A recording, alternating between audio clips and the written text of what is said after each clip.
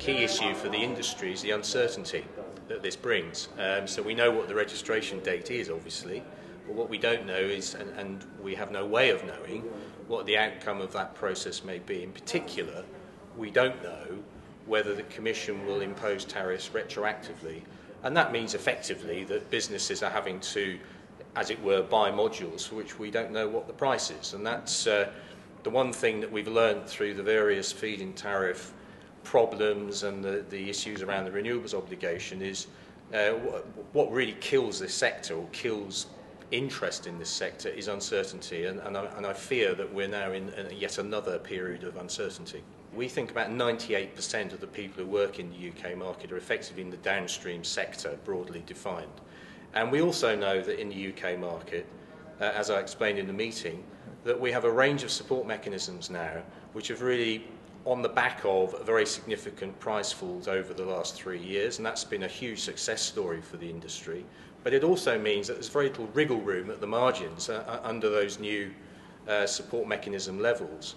And so any threat of duties on Chinese imports clearly has a potentially very significant impact on customer demand, because it will affect pricing. In particular, we have major concerns about the impact on the large-scale solar market. And indeed, that's significant, because if you look at the government's assumptions for where it's going to get its 20 gigawatts of PV from by 2020, a very significant percentage of that is apparently going to come from large-scale solar. So if you destroy that market by essentially making PV too expensive and certainly of no interest to people at 1.6 ROCs from next month, then that leaves a very, very big hole in terms of where the 20 gigawatt ambition is going to be delivered from. This is an issue which is, from the CEO downwards, impacting very significantly on people's time, at a time when actually what we should be doing, not just at Solarcentury but throughout the entire sector, is working with the stability that we have in terms of a settled, at last, UK policy agenda, and building our business, winning new customers, employing people, developing new products.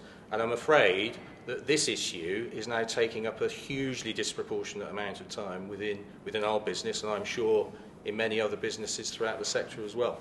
It's a live process.